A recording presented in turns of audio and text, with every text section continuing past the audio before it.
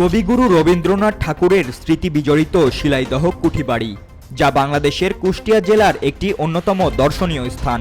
কুমারখালী উপজেলার পদ্মার তীর ঘেঁষা এই কুঠিবাড়ি কবিগুরু রবীন্দ্রনাথ ঠাকুরের সাহিত্য ভাবনা ও অনন্য সাহিত্যকর্ম সৃষ্টিতে রেখেছে বিশেষ অবদান ও পটভূমিকা। এর মধ্যে উল্লেখযোগ্য হচ্ছে গীতাঞ্জলি কাব্যগ্রন্থ, যার জন্য 1913 সালে সাহিত্যে নোবেল পুরস্কার পান রবীন্দ্রনাথ ঠাকুর। কবিগুরুর স্মৃতি বিজড়িত এই স্থানে প্রতিনিয়ত ভিড় জমান তরুণ সাহিত্যিক, লেখক থেকে শুরু করে নানা শ্রেণী পেশার মানুষ। ইতিহাসের অনন্য এই নিদর্শনে ঘুরতে এসে কবিগুরু রবীন্দ্রনাথ ঠাকুর সম্পর্কে আরও বিশদভাবে জানার আগ্রহ জাগে সাহিত্যপ্রেমীদের। রবীন্দ্রনাথ ঠাকুর উনি একজন বিখ্যাত কবি ছিলেন। ওনার বাড়িতে আসলাম, আমরা অত্যন্ত আনন্দিত হলাম। আমরা কাব্যেই পড়েছি, অথচ ওনাকে দেখি নাই।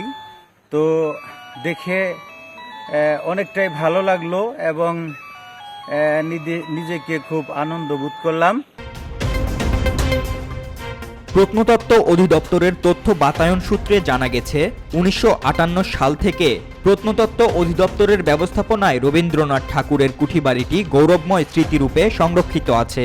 1971 সালে বাংলাদেশ স্বাধীন হওয়ার পর কুঠিবাড়িটির গুরুত্ব অনুধাবন করে কবির বিভিন্ন শিল্পকর্ম সংগ্রহপূর্বক একে একটি জাদুঘর হিসেবে প্রতিষ্ঠা করা হয়, যা এখন দর্শকদের জন্য উন্মুক্ত। আমরা যা ঘুরে ঘুরে দেখলাম, ইনশাল্লাহ অনেক সুন্দর তার পরিবেশ এবং এখানে যে শৃঙ্খলাবদ্ধ সবাই সুন্দর পরিবেশে আমরা দেখতে পাচ্ছি। এখানে কোনো বিশৃঙ্খলা নাই, এখানে কোনো হইহল্লা নাই, সুন্দর একটা পরিবেশ। এখানে যা দেখছি মানুষের দেখার মতো অনেক কিছু আছে। এই সুদর্শন একটা জায়গায় এসে আমি নিজেকে অনেক ধন্যবাদ জানাচ্ছি। এই জাদুঘরের প্রথম ও দ্বিতীয় তলার 16টি কক্ষেই কবি, শিল্পী, জমিদার, কৃষক বন্ধু রবীন্দ্রনাথ সহ কবিগুরুর বাল্যকাল থেকে মৃত্যুসজ্জার ছবি পর্যন্ত সংরক্ষিত রয়েছে। এছাড়াও রয়েছে শিল্পকর্ম এবং তার ব্যবহার্য আসবাবপত্র। সেই সঙ্গে কবি ভবনে ব্যবহার্য জিনিসপত্রগুলোর মধ্যে আরও আছে চঞ্চলা ও চপলা নামের 2টি স্পিডবোট, পল্টুন, আটবেহারা পালকি, পালঙ্ক ইত্যাদি প্রয়োজনীয় জিনিস।